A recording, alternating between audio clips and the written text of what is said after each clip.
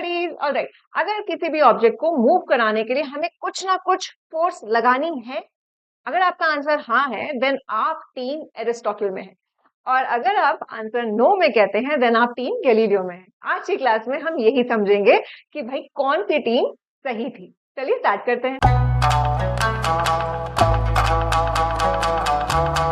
हम देखते हैं कोई भी बॉल है, हमने फेंका, थोड़ी देर बाद जाके बॉल रुक गई, दैट मीन्स हमें कुछ ना कुछ फोर्स लगानी ही पड़ेगी उसको कॉन्टिन्यूसली मूव कराने के लिए, है ना? सही बात है। यही चीज एरिस्टोटल ने कही कि भाई हम किसी भी ऑब्जेक्ट का जो नेचुरल स्टेट है वो क्या है? रेस्ट। किसी भी ऑब्जेक्ट का जो नेचुरल स्टेट रहने वाला है वो हमेशा रेस्ट रहता है। अगर हमें मूव कराना है उसको उसको मोशन में डालना है, दैट मीन्स उसको ऊपर कुछ ना कुछ एक्सटर्नल फोर्स हमको लगानी पड़ेगी।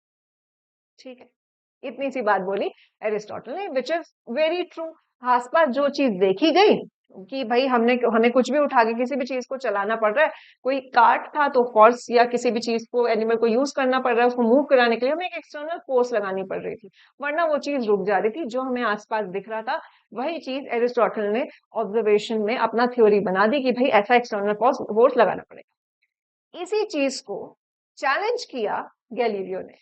गैलीलियो ने कहा कि भाई कोई भी ऑब्जेक्ट थी वो रुक गई, इसलिए नहीं कि उस पे अप्लाइड फोर्स नहीं लगा इसीलिए, बल्कि वो रुकी इसलिए क्योंकि उस पर कोई और फोर्स लगी जिसकी वजह से फाइनली उसको रुकना पड़ा।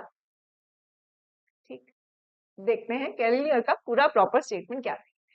कोई आप खुद से भी सोचो, कोई बॉल थी, आपने बॉल फेंकी, किसी फोर्स के साथ फेंकी, लेकिन वो रोल करती हुई रुक गई। तो आपको आज की डेट में तो पता है कि इस पे कोई ना कोई एक्सटर्नल फोर्स लगी है, वो रुकी, रुकने वाली अभी हम पीछे बढ़कर आए हैं कि वो कौन सी फोर्स होगी, फ्रिक्शनल फोर्स लगी होगी, तभी कोई एक एक्सटर्नल फोर्स लगी उसको रोकने के लिए, उसका स्टेट चेंज करने के लिए, है ना? ये चीज हमने समझी थी अभी। कोई भी बॉल रोल करके जा रही है, या आपको ऑलरेडी पता है कि आपने अप्लाइड फोर्स लगाया, वो अल्टीमेटली जाकर रुक गई, दैट मीन्स उसके ऊपर कोई आप उसके ऊपर क्या रुकी है, क्यों? क्योंकि फ्रिक्शनल फोर्स है। ये अब आपको अब पता है, आप पहले अभी अभी पिछले कुछ क्लासेस में पढ़ कर आए। लेकिन उस टाइम पर जो मिस्टर एरिस्टोटल ने जो हमें स्टेटमेंट दिया था, जो कॉन्सेप्ट दिया था, वो ऑब्जर्वेशन हमें हर जगह दिख रहा था।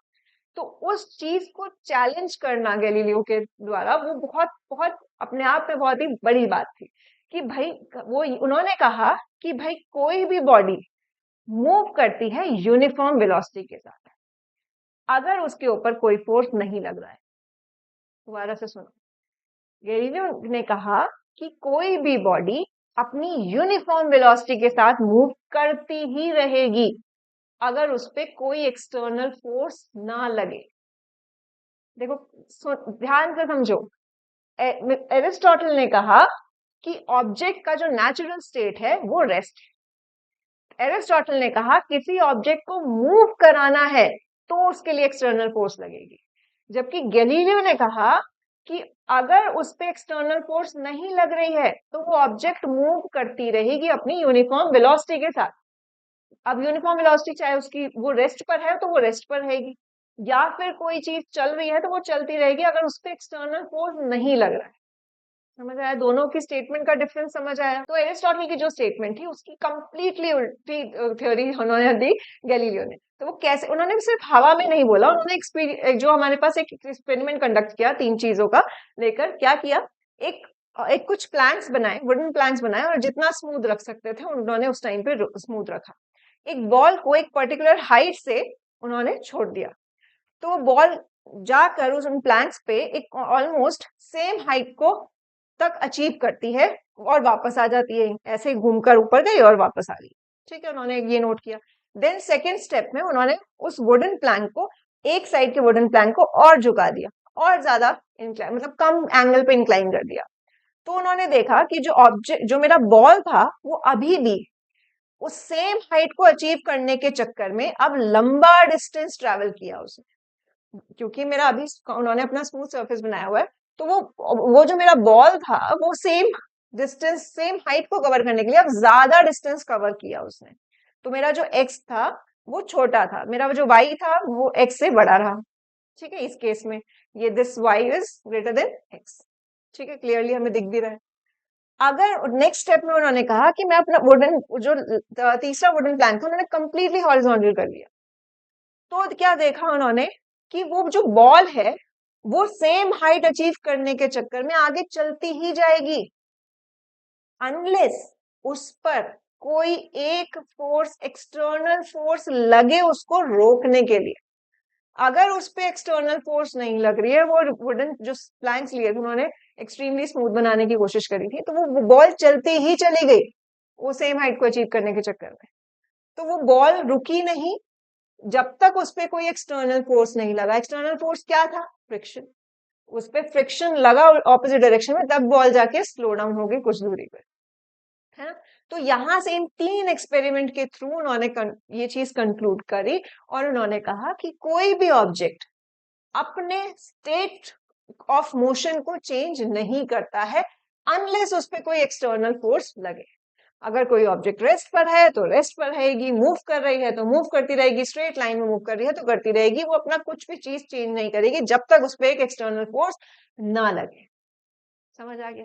तो यही था गैलीलियो का लॉ ऑफ इनर्शिया। उन्होंने कहा जब तक कोई एक्सटर्नल फोर्स नहीं लगती है बॉडी पर, इट स्टेज एट रेस्ट और moves in a straight line with constant speed, that means it will remain unaccelerated.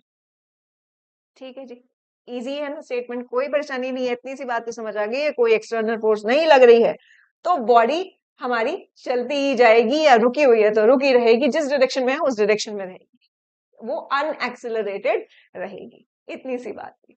तो फाइनली जो टीम गैलीलियो वाले थे वो जीत गए। यहाँ पर हमारे पास गैलीलियो का जो स्टेटमेंट था वो सही साबित हुआ एज कंपेयर टू एरिस्टोटल। ठीक है, अच्छा आज की क्लास हम थोड़ी सी छोटी ही रखेंगे क्योंकि नेक्स्ट क्लास में मुझे एक बहुत इंपॉर्टेंट टॉपिक कराना है, जिसके बाद हमारा न्यूटन का फर्स्ट लॉ स्टार्ट होगा। तो वो वाला टॉपिक थोड़ा लेंथी रहेगा, तो हम नेक्स्ट क्लास में कवर करेंगे। फिलहाल के लिए आज का होकागे वांट्स टू नो कि name the scientist who proved for the first time that objects move with constant speed when no force acts on them. Alright, इसका आंसर कमेंट में मिलना चाहिए मुझे, और नेक्स्ट क्लास में बहुत इंपॉर्टेंट टॉपिक स्टार्ट करने वाले हैं हम। So stay tuned. Physics Hokage signing off, bye.